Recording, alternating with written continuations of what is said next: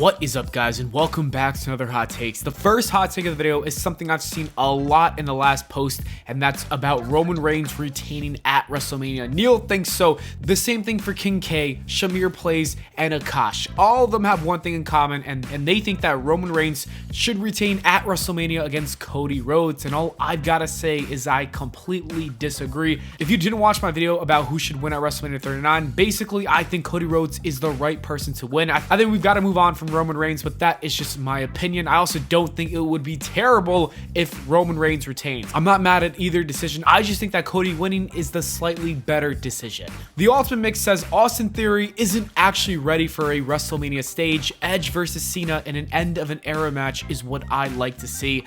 Number one, Austin Theory is definitely ready. Number two, I'm not ready to see an end of an era match between John Cena and Edge. That would legitimately break my heart, so I'm not ready for it. Maybe next year. I know I gotta face an inevitable about the future and whatnot, but just I can't do that right now. Gamey says the wrestler who should be 2023 Mr. Money in the Bank is Finn Balor. He does not have much time left. This could be his last chance to save his career and become a world champion again. He deserves to have even one world title reign after all he did in the last 7 years. I disagree. I don't think Finn Balor should be Mr. Money in the Bank. That should go to LA Knight. However, Finn Balor should become King Balor at Crown Jewel. All that Jelly Fam says adding Dom Mysterio to the Judgment Day saved the faction and made it way more interesting than before. And a lot of people clearly agree, and I completely agree as well. Aside from those 228 people, I also agree. I think that Dominic Mysterio is the dynamic they needed, especially with Rhea Ripley. And on top of that, they also saved his career because he learned how to be charismatic, so it's a win-win for both parties. Staying on Dominic Mysterio, this one says Dom is a ruthless aggression era legend, and you ain't lying about that one. Richard says WrestleMania 39 is looking like one of the best Manias ever, despite all the hate. I agree that it is looking like one of the best Manias ever, and I think it will be. I don't know about all the hate, but then again, I also got off of Twitter, so I can't really see a lot of people on the internet wrestling community talk about WWE in a bad way like I usually did. So for me, I think it's a great build-up, and I think the card looks solid, and I'm going to enjoy it a lot. The next hot take says Triple H has done great stuff, but fans are overrating him as a booker, and I'd like to explain that hot take with this hot take from McGuire, who says the reason we think Triple H is an amazing booker is because Vince was just that bad, and a lot of people did not like Vince McMahon. Therefore, when Triple H did step in, a lot of them felt like Triple H did a really good job, so that explains that first hot take with the second hot take. Zach says when the Hurt Business reunite, they'll have little to no success. And I don't agree with this hot take either. I think that if you have Bobby Lashley, who's one of the top stars in WWE, with Omos, who's a general audience attraction that a lot of people like, who's getting millions of views, and you add in something like the Street Profits or Carmelo Hayes into that group, they are going to be even more dominant, if not better, than the first time around. Giovanni says Triple H has brought a lot of great talent, but sadly is pulling a Tony Khan because he seemingly has no plan for them currently. Examples include Gargano, Bronson, Tegan, etc. Personally, I would return them to NXT from the start and then bring them onto the main roster with hype packages.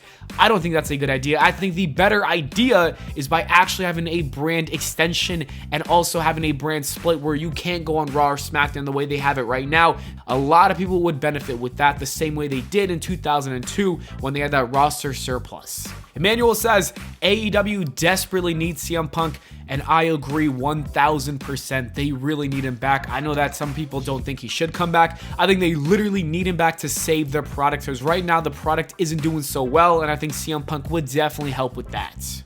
Leroy says maximum male models are peak sports entertainment right now, and that's definitely true. I think adding Otis will make them even more peak sports entertainment. PWFU says Johnny Gargano versus Tommaso Ciampa should main event WrestleMania 40, and that is just one crazy hell of a hot take. I gotta completely disagree. I don't want to see that at all main event at WrestleMania. Like, it was cool for NXT TakeOver, but it ain't gonna work on the main roster. I still think a match between those people would be fire if it was for the US Championship. Of course, I would like that. PWFU also says Tony Khan's current booking is worse than Vince McMahon's. And I agree. I know I'm going to get a lot of hate about that. I know he won the promotion of the year in 2022, which was kind of bullshit. But no, Tony Khan's booking right now, and even the last year or two, for me at least, was worse than Vince McMahon. This is an easy hot take for me to agree with. Spencer says the Elite versus the Bloodline will happen at WrestleMania 40 in Philly. I don't want to see that. Look, I want to see Kenny Omega in WWE for sure. I think he's going to be a great talent to have. I don't want to see the Young Bucks. If you've been watching my channel for the longest, you should know that I'm not a fan of the Young Bucks at all. I don't think they're that great. I don't really want to see them in WWE. If anything, stay in AEW. PWFU is back, and he says that it should be Roman versus Seth versus Cody for the WWE title at WrestleMania. And in all honesty, I would have loved that if it were to come true. I think it would have been better to include Seth Rollins, because then you can easily bridge the story with Seth, Cody, and Roman. It would have made a lot of sense. And heck, I think Seth Rollins should have been the one to win that match if it were to happen. So PWFU, I agree with you on this one. I wish that WWE booked this triple threat match. PWFU also says Edge should spend his last months putting over other talent rather than trying to have one last world title run. And I kind of disagree with that one. I want to see him have one last world title run before he does go away, because that was kind of the purpose of him coming back. He lost his belt back in 2011 when he had to retire, and coming back was supposed to be him getting back that championship he never lost. It would have made a lot of sense. So I disagree with this one, PWFU, but you are coming hot with the hot take, so I appreciate that. Shock says that WWE didn't ruin Walter. Wait, that's not a hot take, that's a fact.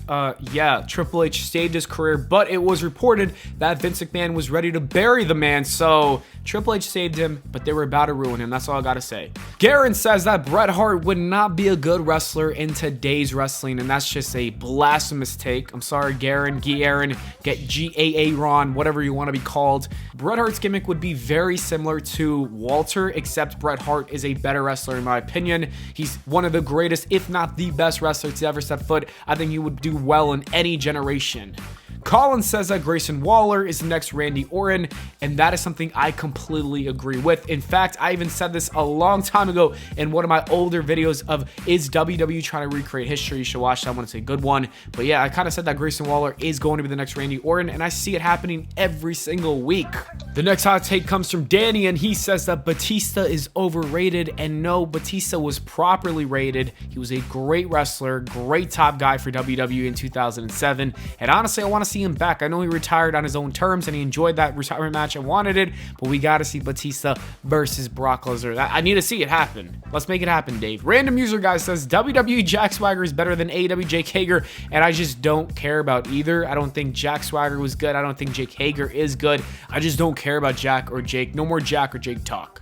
And the last hot take comes from Lucas, who says the Dominic Mysterio storyline sucks, and I just gotta say no. I don't agree with you, Lucas, at all. I think that the Dominic Mysterio storyline with Rey Mysterio is one of the strongest storylines. It's really fun, and I can't wait until Rey Mysterio beats his ass. All right, I can't wait till he does what he said he did in that tweet a long time ago. So I think that match is gonna be fire as well, and I want to see that feud continue afterwards with Bad Bunny in there. Anyways, that is it for the video, guys. Thank you so much for watching, and I'll see you all in the next video.